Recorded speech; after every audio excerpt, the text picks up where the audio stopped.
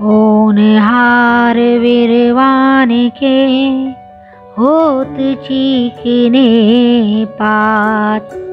बच्चों, इस कहावत का आशय यह है कि वीर, ज्ञानी और गुणी व्यक्ति की झलक उसके बचपन से ही दिखाई देने लगती है।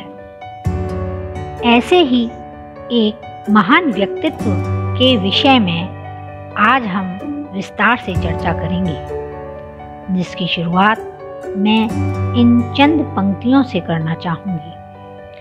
बचपन से ही थे किए जिसने काम महान, ऐसे वीर भरत का हम आज करें गुणगान।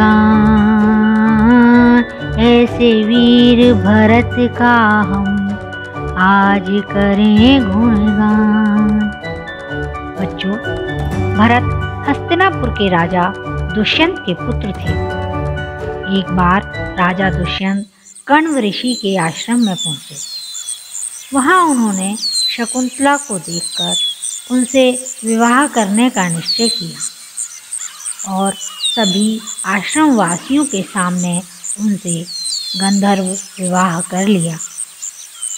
विवाह के बाद राजा दुष्यंत ने शकुंतला को बाद में हस्तिनापुर ले जाने का वचन दिया और निशानी के रूप में अंगूठी देकर वापस अपने राज्य चली गई। एक दिन रानी शकुंतला दुष्यंत की याद में खोई हुई थी।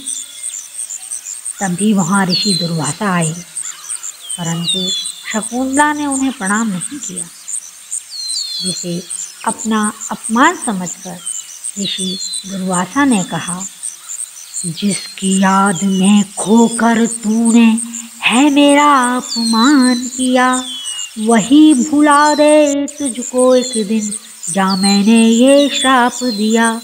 वही भुला दे तुझको एक दिन जा मैंने ये श्राप दिया। ऐसे वचन सुनकर शकुंतला की सखियों ने उनसे अनजाने में हुई इस गलती के लिए क्षमा मांगा और निवेदन किया कि वह अपना यह श्राप वापस ले लें।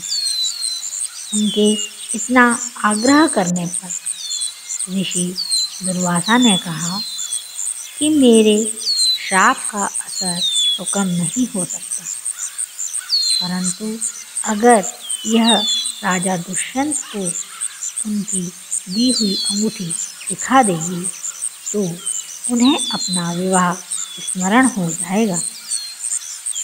कण्व ऋषि जब आश्रम वापस आए तो उन्होंने शकुंतला को हस्तिनापुर के लिए विदा किया, परंतु ऋषि दुर्वासा के श्राप के कारण राजा दुष्यंत उन्हें पहचान न सके, क्योंकि उनकी दी हुई अंगूठी शकुंतला से कहीं खो गई थी। अतः निराश होकर शकुंतला वापस आकर ऋषि कश्यप के आश्रम में रहने लगी। वहाँ उन्होंने अपने पुत्र भरत को जन्म दिया।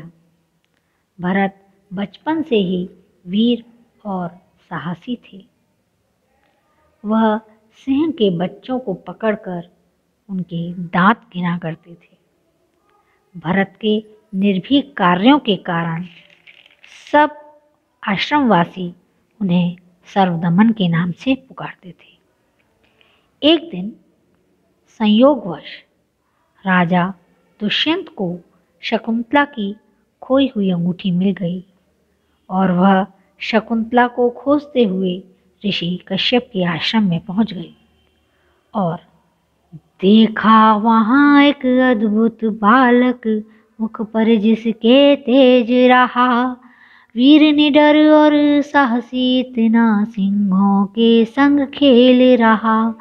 वीर निडर और साहसी इतना सिंहों के संग खेल रहा। उसके पास जाकर राजा दुष्यंत ने पूछा, बेटा कौन हो तुम और किसके पुत्र हो?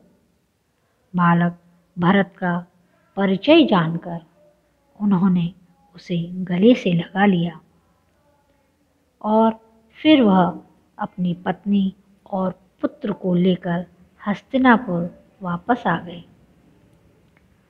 हस्तिनापुर में ही भरत की शिक्षा दीक्षा हुई। दुष्यंत के बाद भरतपुर हस्तिनापुर के राजा बने।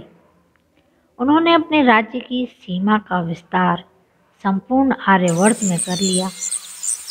अश्वमेध यज्ञ कर भरत को चक्रवर्ती सम्राट की उपाधि से सम्मानित किया गया। बच्चों, आपको यह जानकर हर्ष होगा कि शेर के साथ खेलने वाले भरत के नाम पर ही हमारे देश का नाम भारत पड़ा। जय हिंद, जय भारत।